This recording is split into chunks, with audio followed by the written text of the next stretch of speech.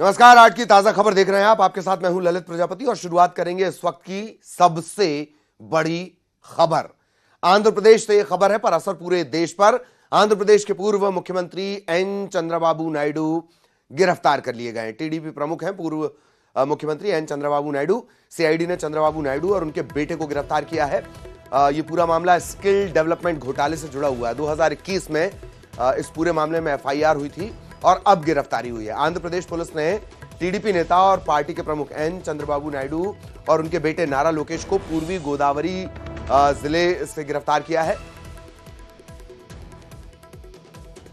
Skill development घोटाले के तहत ये पूरी गिरफ्तारी हुई है।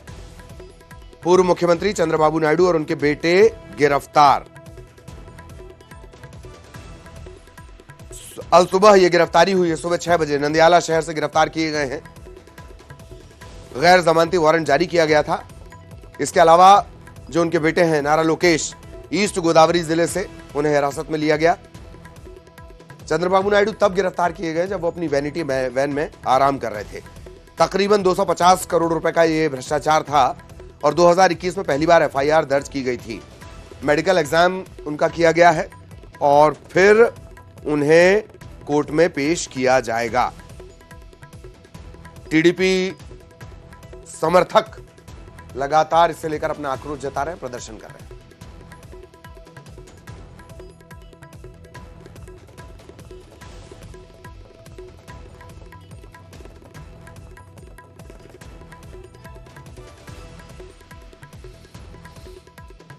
आंध्र प्रदेश से इस वक्त की बड़ी खबर। पूर्व मुख्यमंत्री चंद्रबाबू नायडू गिरफ्तार। आईटी सिटी का डेवलपमेंट, ग्रे हाउंड फोर्स का गठन। आंध्रा से यह तब की बात है जब आंध्रा और तेलंगाना संयुक्त हुआ करते थे। आंध्रा तेलंगाना से नक्सलियों को धकेलना ग्रे हाउंड फोर्स के जरिए, ये तमाम उपलब्धियां चंद्रबाबू नायडू के हिस्से। और अब वही चंद्रबाबू नायडू 250 करोड़ के घोटाले में गिरफ्तार किए गए हैं। और अब बात G20 की। G20 देशों की बैठक आज से शुरू होनी है। आज और कल 20 देशों के राष्ट्रीय अध्यक्ष कई मुद्दों पर मंथन करेंगे। पहली बार पीएम नरेंद्र मोदी की अगुवाई में भारत में G20 की बैठक हो रही है। अमेरिकी राष्ट्रपति जो बाइडेन, कनाडा के पीएम जस्टिन ट्रूडो, ब्रिटेन के पीएम ऋषि सुनक, वो तो अपने घर ही आए हैं एक तरह से, ऋषि सुनक भारत पहुंच चुके हैं। राष्ट्राध्यक्षों का भव्य स्वागत किया गया। 1 दिसंबर 2022 से यह सिलसिला शुरू हुआ था। देश भर में इससे जुड़े कार्यक्रम शुरू किए गए। 30 नवंबर 2023 तक ये जारी रहेंगे। आज और 10 सितंबर को दिल्ली में होने वाली G20 सम्मेलन के बाद भी भारत में इससे जुड़े कार्यक्रम चलते रहेंगे। दिल्ली में G20 की बैठक को लेकर सुरक्षा के तगड़े इंतजाम किए गए हैं। खबर भोपाल से। सीएम शिवराज की अध्यक्षता में आज कैबिनेट की महत्वपूर्ण बैठक होनी है और कई अहम प्रस्तावों को मंजूरी मिल सकती है। बैकलॉग पदों पर होने वाली भर्तियों पर चर्चा होगी। अधिकारियों कर्मचारियों के ट्रांसफर पर भी चर्चा होगी। अतिथि शिक्षकों के मानदेय बढ़ाने को हरी झंडी मिलेगी। ऐलान इसका मुख्यमंत्री पहले कर चुके हैं। और बड़ी खबर रायपुर से। आज राजभवन जाएंगे बीजेपी के नेता। राज्यपाल को ज्ञापन सौंपेंगे। बीजेपी के नेता प्रदेश में बढ़ते अपराधों की जानकारी राज्यपाल को देंगे। महिलाओं पर अपराध, गैंगरेप की घटना को लेकर ज्ञापन देंगे। अरुण साव, रमन सिंह, सरोज पांडे, ब्रजमोहन अग्रवाल, सुनील सोनी, सांसद, विधायक राजभवन पहुंचेंगे। विश्व भूषण हरिचंदन राज्यपाल उनसे मुलाकात करेंगे।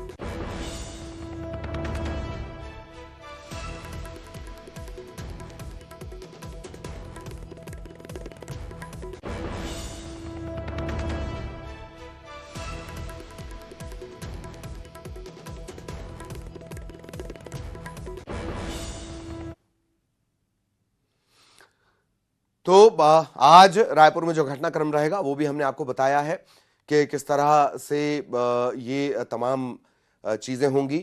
और दरअसल रायपुर में लगातार हड़ताली कर्मचारी भी एक सरकार की मुसीबत बने हुए हैं। इसे लेकर भी आज एक प्रदर्शन यहां पर होना है। अब बात करेंगे प्रधानमंत्री नरेंद्र मोदी की। 12 दिन में 3 बार वो मध्य प्रदेश आएंगे। बीना, ओंकारेश्वर और भोपाल के दौरे पर वो रहेंगे। मध्य प्रदेश को कई सौगात भी मिलेंगी। सीएम शिवराज ने उनके प्रस्तावित दौरे को लेकर कार्यकर्ताओं में उत्साह की बात कही है।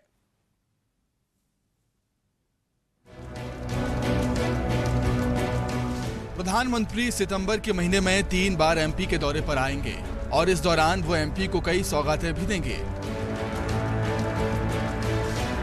14 सितंबर को पीएम मोदी बीना आएंगे, पेट्रोकेमिकल उत्पाद कॉम्प्लेक्स का भूमि पूजन करेंगे। इससे 50,000 करोड़ का निवेश आएगा, 3 लाख लोगों को रोजगार भी मिलेगा। 18 सितंबर को पीएम मोदी ओमकारेश्वर जाएंगे, पीएम आदि शंकराचार्य की प्रतिमा का अनावरण करेंगे। शंकराचार्य की 108 फीट ऊंची प्रतिमा का अनावरण किया जाएगा। 25 सितंबर को प्रधानमंत्री भोपाल में कार्यक्रम में शामिल होंगे। कार्यकर्ता महाकुंभ को पीएम मोदी मंत्र देंगे। पीएम के एमपी दौरे को लेकर सीएम शिवराज ने कहा है कि वो जब भी एमपी आते हैं ढेर सारी सौगातें लेकर आते हैं। ये मध्य प्रदेश का सौभाग्य है कि प्रधानमंत्री जी पुनः 14 सितंबर को मध्य प्रदेश पधार रहे हैं। बुंदेलखंड की पवित्र धरती पर बीना वे पधार रहे हैं, जहां बीना रिफाइनरी स्थापित है।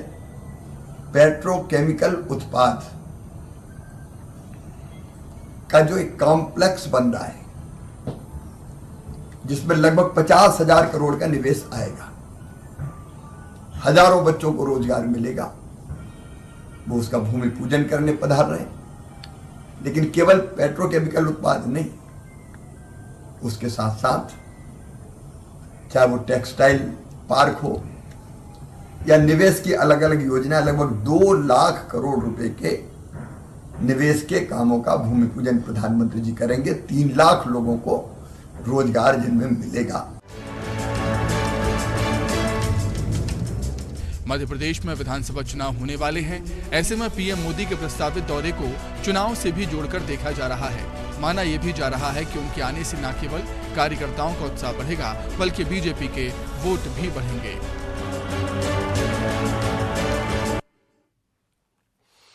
और अब भोपाल से बड़ी खबर, बीजेपी की जन आशीर्वाद यात्रा में दिग्गज शामिल होंगे। अंबाह और दिमनी में वीडी शर्मा और सिंधिया सभा करेंगे। खरगोन के भीकन गांव में सीएम शिवराज इसमें शामिल होंगे। विंध्य क्षेत्र में पहुंचेंगे रवि किशन, बीजेपी नेता और अभिनेता रवि किशन विंध्य क्षेत्र में वो जन आशीर्वाद यात्रा की अगुवाई करेंगे।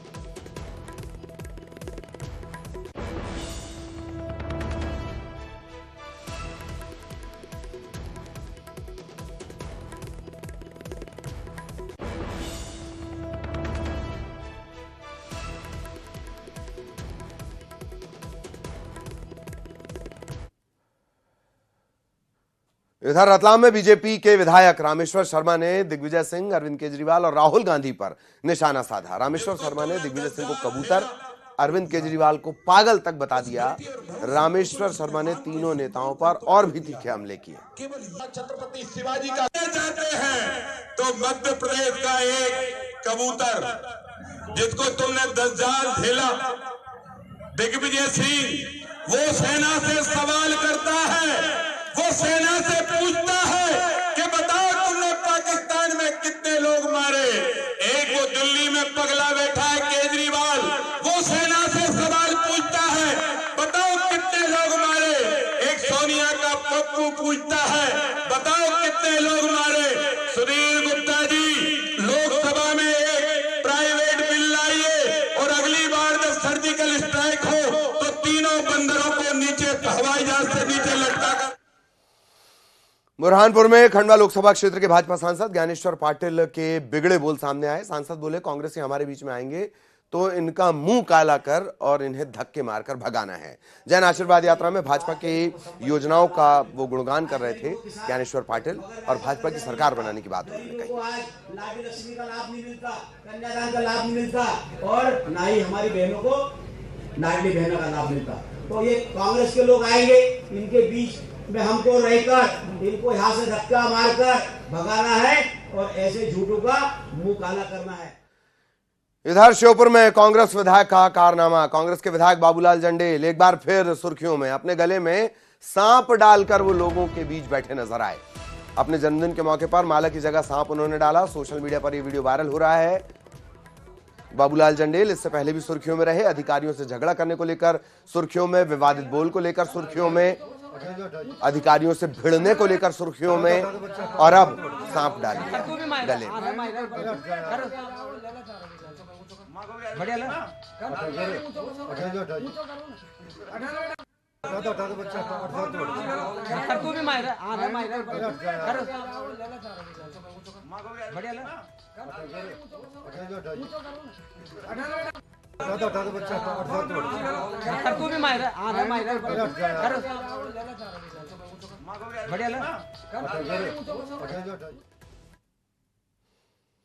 ग्वालियर चंबल अंचल में जीत के लिए बीजेपी कोई कोर कसर नहीं छोड़ना चाहती। यही वजह है कि अब ग्वालियर में BJP Gwalior Sheopur broad gauge railway line को बड़ा मुद्दा बनाकर जनता को अपनी तरफ खींचने की कोशिश कर रही है। चुनाव से पहले ग्वालियर से सुमावली तक ट्रेन चलाने की तैयारी है। इसके जरिए ग्वालियर, मुरैना और श्योपुर जिले की विधानसभा सीटों पर बीजेपी एक बढ़त की उम्मीद कर रही है।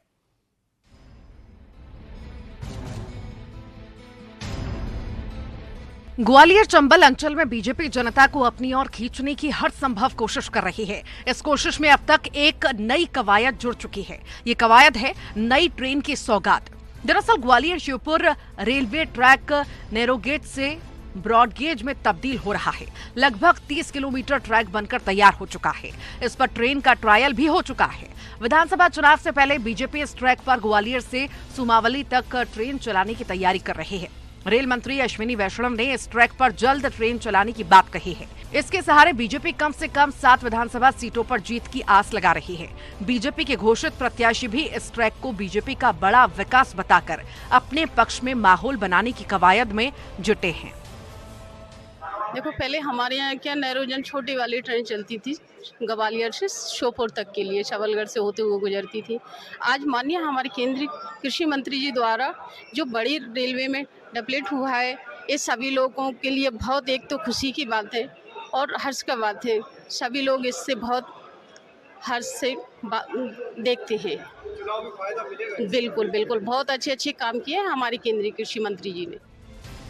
उधर कांग्रेस ने बीजेपी के ग्वालियर सुमावली तक ट्रेन चलाने की कवायद पर निशाना साधा। कांग्रेस का आरोप है कि बीते 14 साल में बीजेपी ने ग्वालियर से श्योपुर तक ब्रॉडगेज का ट्रैक नहीं बना पाई। बीजेपी हर काम को इवेंट के तौर पर भुनाना चाहती है और ग्वालियर से सुमावली तक ट्रेन चलाने की बात भी बीजेपी का सिर्फ चुनावी हथकंडा है। देखिए, जहाँ तक भारतीय जनता पार्टी का सवाल है, भारतीय जनता पार्टी जो है विजन की सरकार नहीं है, ये इवेंट और टेलीविजन की सरकार है। इनको यदि कोई छोटा सा भी कोई इवेंट मिल जाता है, आज 14 वर्ष में ग्वालियर से बामुश्किल जो है ब्रॉडगेज सुमावली तक पहुंच पाया है। अपने अंतिम गंतव्य तक तो आज नहीं पहुंच पाया है, और वो भी एक फॉर्मल टेस्टिंग हुई है कायदे से। यदि जो टेक्निकल स्पेक्स होते हैं, स्पेसिफिकेशन होते हैं, उसके मुताबिक आगामी कम से कम 3 महीने और लगेंगे इस ट्रैक को चालू होने में। फिर भी यदि भारतीय जनता पार्टी इसको यदि इवेंट बनाएगी तो जनता जानती है कि ये झुंझुना पकड़ाने से और जुमले से अब कुछ नहीं होने जा रहा। ग्वालियर से सुमावली तक ट्रेन चलने के बाद इसका फायदा मुसाफिरों को जरूर मिलेगा, लेकिन ये मुसाफिर वोटों में तब्दील हो पाएंगे, फिलहाल ये कहना जरा मुश्किल है। सुशील कौशिक, न्यूज़ 18 ग्वालियर। और अब रायपुर से बड़ी खबर। आज हड़ताली स्वास्थ्य कर्मचारी बड़ा आंदोलन करने वाले हैं। जल सत्याग्रह करेंगे। हड़ताल पर गए कर्मचारी, स्वास्थ्य कर्मचारी अपनी अलग अलग मांगों को लेकर, 5 सूत्रीय मांगों को लेकर ये हड़ताल पर हैं। 40,000 कर्मचारी हैं तकरीबन, और 21 दिन इनकी हड़ताल को हो चुके हैं। एक और बात कि अब तक 5,000 से ज्यादा कर्मचारी अधिकारियों को बर्खास्त किया जा चुका है, एस्मा लागू होने का हवाला देकर।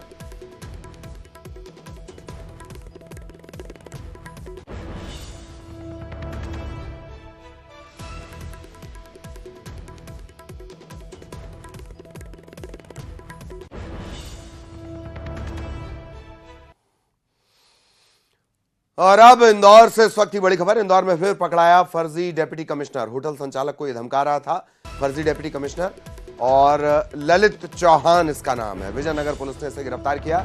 थाने का फोन नंबर मोबाइल में लगाकर बात करता था, लोगों को धमकाने और परेशान करने के इस पर आरोप है।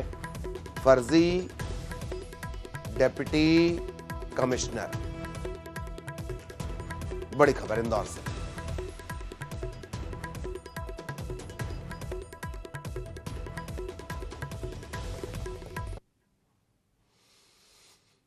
मंदसौर में फसल खराब होने से आहत होकर एक किसान की आत्महत्या का मामला सामने आया। जिले के नाहरगढ़ थाने के बड़ौद गांव के किसान जगदीश ने अपने खेत में फांसी लगाकर जान दे दी। परिजनों ने बताया कि वो पिछले 10 दिनों से सोयाबीन की फसल सूख जाने को लेकर परेशान थे, चिंतित थे।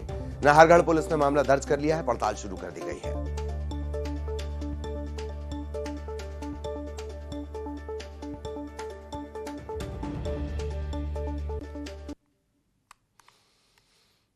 बात सतना की, जहां जन्माष्टमी के मौके पर हिंदू धर्म के आराध्य भगवान कृष्ण के खिलाफ गलत कमेंट करना, धार्मिक भावना भड़काना एक पुलिस वाले को भारी पड़ गया। पुलिस अधीक्षक ने सोशल मीडिया में वायरल पोस्ट को संज्ञान लेते हुए आरक्षक को निलंबित कर दिया है। पूरे मामले की जांच चित्रकूट एसडीओपी को सौंपी गई है। आपको बता दें, कोचिंग संचालक और एक पुलिसकर्मी ने सोशल मीडिया पर अपमानजनक पोस्ट डाली। इसके बाद हिंदू धर्मावलंबियों में आक्रोश था। उक्त मामले में श्रीमान पुलिस अधीक्षक महोदय के द्वारा उक्त पुलिसकर्मी को निलंबित कर दिया गया है और निलंबित करने के उपरांत उसमें प्राथमिक जांच आदेशित की गई है। एसडीओपी चित्रकूट उसमें प्राथमिक जांच कर रहे हैं और जांच के बाद इसमें अग्रिम कार्रवाई की जाएगी। अभिनेता अक्षय कुमार अपने बेटे के साथ आज बाबा महाकाल के दर्शन के लिए उज्जैन पहुंचे। सबसे पहले वो बाबा महाकाल की भस्म आरती में शामिल हुए। अक्षय कुमार के साथ क्रिकेटर शिखर धवन भी बाबा महाकाल के दरबार में पहुंचे।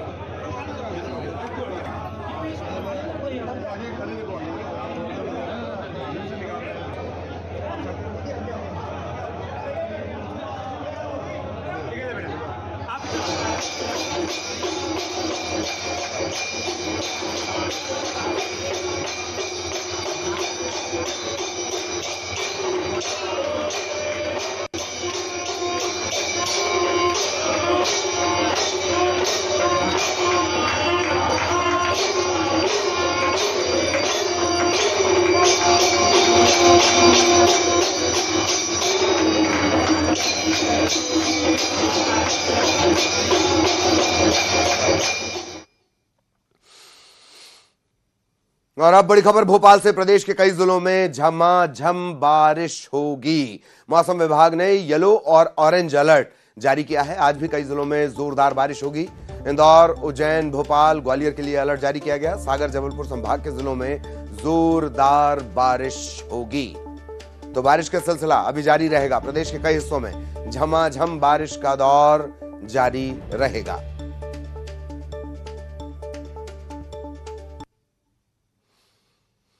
हालांकि अभी भी मध्य प्रदेश के कई जिलों में लगातार बारिश का सिलसिला चल रहा है। देवास में बारिश से किसानों को राहत पहुंची है, लेकिन जगह जगह जल जमाव की वजह से लोग जरूर परेशान हैं। बुरहानपुर में बीजेपी की जन आशीर्वाद यात्रा में बारिश ने खलल डाल दिया। बड़गांव में सभा स्थल पर यात्रा पहुंचती इससे पहले पंडाल पानी पानी हो गया। जबकि बालाघाट में 2 दिनों से रुक रुक कर बारिश हो रही है। ज्यादातर नदी नाले उफान पर हैं। लोग जान जोखिम में डालकर नदी नाले पार कर रहे हैं। इधर इंदौर में भी झमाझम बारिश हुई है। कई जगहों पर जल जमाव की शिकायत। उज्जैन में लगातार बारिश के चलते क्षिप्रा का जलस्तर एक बार फिर बढ़ने लगा है। इसके चलते क्षिप्रा के घाटों पर बने मंदिर जलमग्न होने लगे हैं।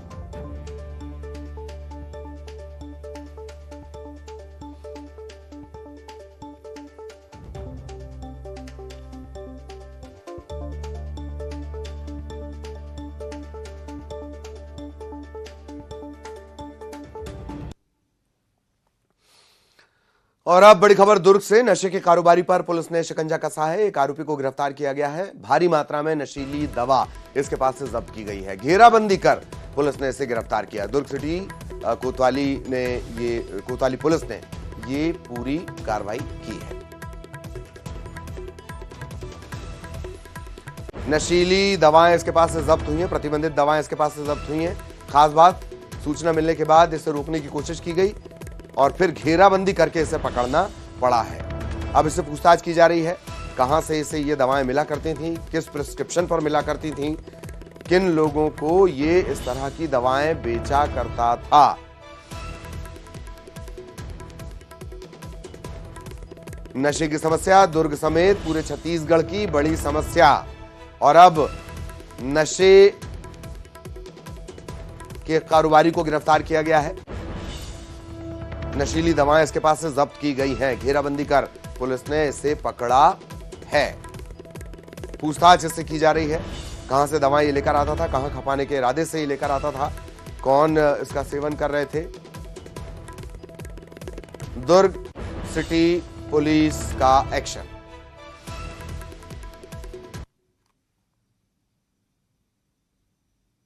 और इसी के साथ इस बुलेटिन में इतना ही। खबरें जारी रहेंगी।